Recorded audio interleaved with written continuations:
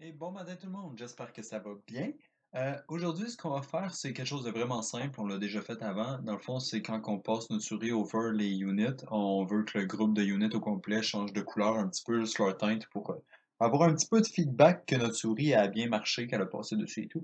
Puis ensuite, ça va nous permettre d'avoir directement les events pour pouvoir afficher plus tard ce qu'il y a dans le groupe, leur level et tout, des trucs comme ça, plein d'informations qui pourraient être utiles quand on passe notre souris sur le groupe. Dans le fond, on a toutes les informations utiles du groupe. Mais comme c'est des choses qu'on a déjà faites dans le passé, quand on passait notre souris par-dessus les cases de la grille, ben ça va être super simple et super rapide. Mais comme je veux comme passer au travers de toutes les étapes quand même, même si on les a déjà faites, on va le faire, essayer de le faire rapidement en tout cas. Donc, on va s'y attaquer tout de suite. La première chose que je vais faire, c'est que je vais aller dans mon Player Controller New.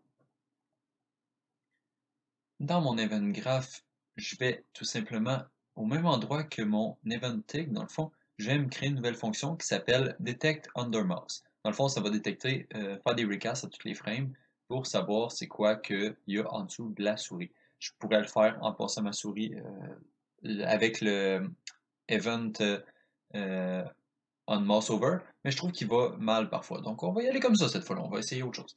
Donc je prends mon game mode, je check son game state, puis je me fais un switch pour savoir dans le fond si on est in-world, parce qu'on veut pas vraiment qu'il y ait le même comportement quand on est in-world ou pas. Dans le fond, on veut pas quand on est en combat que si on over une des units, ça highlight tout le groupe, tandis que quand on est dans le monde, si on over juste une unit, on veut que ça highlight tout le groupe au complet pour savoir qu'ils sont ensemble. Donc c'est pas mal ça. Après ça, je me fais un petit if avec un get it result under cursor by channel, que le channel, je vais prendre unit, justement. Le if, c'est juste pour pas calculer si jamais on touche pas aucune unit sous notre souris, s'il n'y a pas d'unit en dessous de notre souris. Si jamais on touche une unit, on va caster le résultat pour savoir si c'est un unit new, parce que si ça n'est pas un, dans le fond, on ne pourra pas faire ce qu'on veut avec, on ne pourra pas coller les événements dessus. Je le mets en pure cast parce que dans le fond, si je veux qu'il y ait une fonction, je veux qu'il y ait une erreur si jamais euh, c'est pas un unit parce que je veux que je veux que ce soit juste mes units qui répondent à ce channel-là. Donc, je le promote en variable que c'est la current unit overed, que ça, dans le fond, ça va juste enregistrer c'est de quoi la dernière fois que j'avais over un unit pour savoir si elle a changé ou pas. La première affaire que je vais faire ensuite, c'est que je vais tout simplement comparer avec la dernière unit que j'avais over et celle que je viens tout juste d'over, que dans le fond ma souris est dessus en ce moment. Parce que le comportement va être différent si c'est la même ou pas. Donc, si c'est la même, ce que je vais faire, c'est que je vais regarder si celle qu'on a en ce moment est valide. Celle d'avant était valide, pas celle qu'on a en ce moment, mais si celle d'avant était valide. Si elle était valide, ben, on va tout simplement lui dire qu'elle n'est plus sélectionnée, mais pour ça, il faut aller se créer un événement pour ça. Donc, je vais aller dans mon BP Unit New et je vais me créer un nouvel event que je vais Custom Event. Nope, pas celui-là. Donc, Custom Event, Add Custom Event, voilà. Event underscore end over, puis je vais aussi me faire un autre custom event, event underscore start over. Ça, dans le fond, ils vont juste transmettre le message au unit group parce que c'est le groupe au complet qui va dire ensuite au unit de se sélectionner ou pas. Mais avant, il faut tout simplement coller. Donc, s'il était valide, on va tout simplement appeler l'événement end over. S'il n'était pas valide, ben, on ne veut pas appeler l'event parce que sinon, ça ne marchera pas. Et ensuite, on veut utiliser notre nouvelle unit pour setter euh, notre variable. Puis on veut ensuite appeler l'event start over parce que dans le fond, on vient de l'overray. Puis on va mettre ça is not valid, on va tout simplement skipper la partie où ce qu'on lui dit qu'elle n'est plus over. Donc voilà, ça va être pour la partie si jamais on vient de sélectionner une nouvelle unit. Par contre, si notre souris vient tout simplement de ne pas sélectionner vient tout simplement de sélectionner quelque chose qui n'est pas une unit. Dans le fond, si on vient de toucher quelque chose autre que ce que le recast veut, on veut tout simplement canceller notre sélection parce que sinon on va encore avoir une unit de sélectionner même si on n'est plus dessus. Donc, je vais tout simplement me refaire un autre if pour savoir si c'était valide avant. Si c'était pas valide, ben, on va tout simplement pas rien faire. Mais si jamais c'était valide, on veut tout simplement lui dire qu'elle n'est plus over. Donc voilà.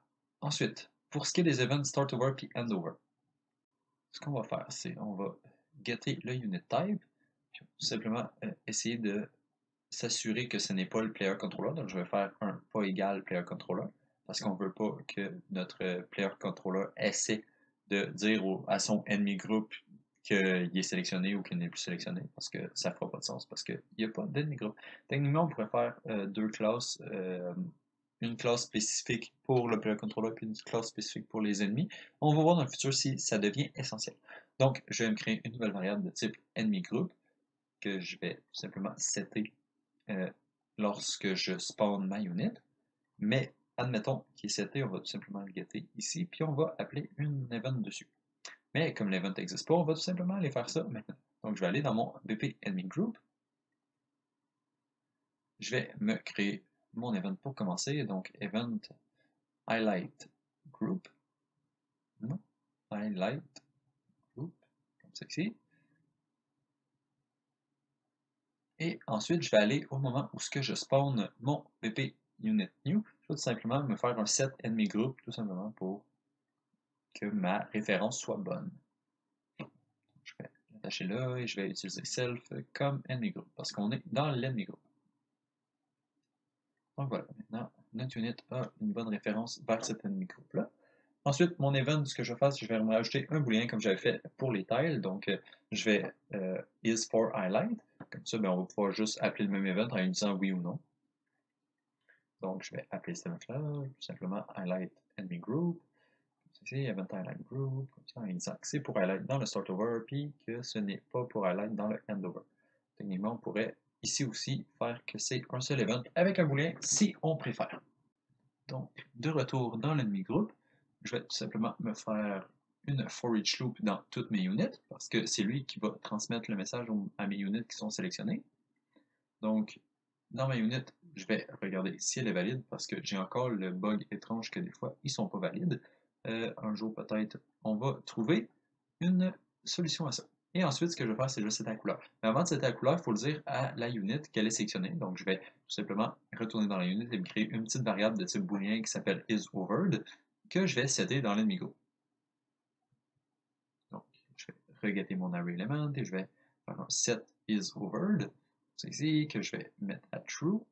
Ou non, dans le fond, que je vais mettre à true si c'était à true et à false si c'était à false. Donc, je vais tout simplement l'attacher au input de l'event. Et ensuite, je vais setter sa couleur. Dernière chose qu'il reste à faire, c'est aller tout simplement dans la couleur. Dans la couleur ici, je vais me faire un select juste avant, encore une fois, pour sélectionner si on veut la couleur highlightée ou pas. Dans le fond, mon booléen va décider de ce choix-là. Donc, je vais tout simplement faire un select color comme ça pour juste, je l'ai juste refait pour flipper les deux éléments comme ça. Si on le faisait directement avec la couleur, ça aurait mis le false dans un autre sens. Mais bon, c'est pas tant important. Ensuite, l'alpha, je vais tout simplement me faire un lerp que je vais mettre le B à blanc et de faire l'alpha à 0.2. Comme ça, ben, ça va tout simplement prendre la couleur que j'avais déjà avant, lui mettre une petite teinte de blanc et ensuite le repasser. C'est tout. C'est juste pour donner l'impression qu'il y a quelque chose de sélectionné sans vraiment que ce soit drastique. Donc, on va aller tester ça rapidement. Si je passe ma souris par-dessus, on voit que maintenant, ça fonctionne. Les units sont highlightés par groupe. Donc, on peut voir quelle unit qui est en équipe avec quelle unit. Si jamais on décide d'attaquer un groupe, on voit les units concernés. Donc, je vous laisse là-dessus. Je vous souhaite une très belle fin de journée et à la prochaine.